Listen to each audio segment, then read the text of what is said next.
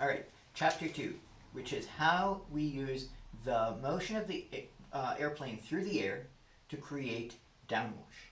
And also how we use that to generate lift, the mechanism whereby we get the lift from the downwash. All right? So the first thing we need to talk about is the concept of the relative wind. And that is a very dicey concept for some people to grasp, but I'm going to try to walk you through it step by step. When I talk about the wind, and really relative wind is poorly named, when I talk about the wind, you'd probably think about the wind blowing across the ground. And that's fine, that is one kind of wind. The wind I'm talking about is when you're in a vehicle and you stick your face out the window, you feel a certain amount of airflow rushing past you. That is the wind caused by the motion of the vehicle through the fluid, through, whether it's air or if you're going through the water, it's the rushing of the water past the boat. Whatever it is, it's the motion of the fluid caused by your motion through it. So it's a thing where a dog is sticking his head out of the truck window and his ears are blowing past. That's caused by the relative wind. Exactly. Okay. And so let's do a little bit of an exercise to talk about the transformation of, in physics terms, the coordinate transformation that we do in order to think in these terms. Okay? And for that, I will need your help, Melissa. Okay. It's organized into individual parcels. Here is a parcel of air.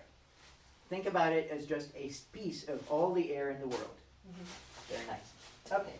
I'm going to be the airplane, right?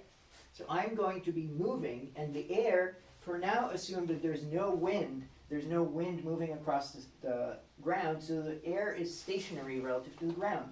Melissa is holding it stationary. I'm an airplane, and I'm going to fly past the air. I'm going to fly back past the stationary air. You see that there is motion between me and the air. Now, if I change my frame of reference such that instead of me moving towards the air, Melissa is moving the air towards me, that actually doesn't change the physics. But that allows me to see things as they would appear from the viewpoint of a pilot of an airplane. So Melissa, if you'd step back, I'm going to be the airplane and then walk past me with the air. Okay, let's do it again. Do you see? I'm sitting in the airplane, I'm a pilot, and the air is rushing past me as I go.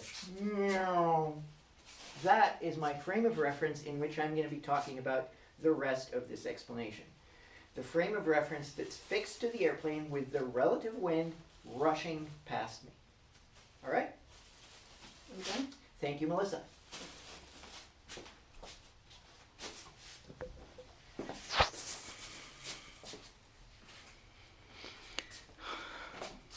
All right?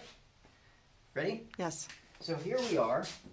I'm in my little airplane, as I've explained, and the air in its little parcels is rushing past me.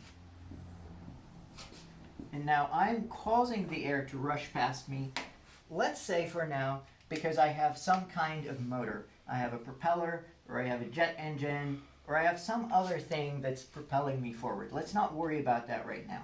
Somehow I have forward propulsion so that I'm going forward through the air. The job that I have, my one job, is to direct this onrushing air so it goes downwards. And I do that by basically bending the flow of the air as it goes past me, right?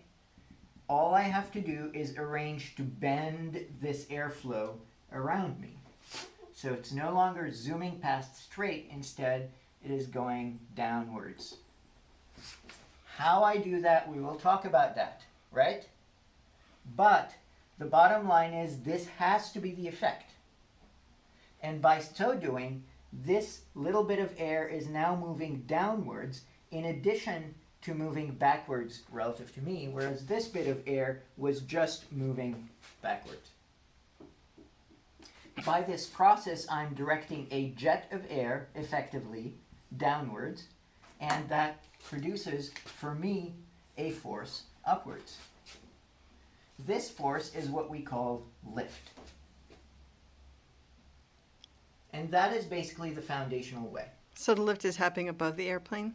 The lift is a force from whatever lift generating mechanisms I've managed to invent that is applied to the airplane as a result of these same mechanisms pushing the air downwards and curving the flow of the air downwards. Still a little confused. Where is the lift? Let's talk about that next. Okay. For chapter 3.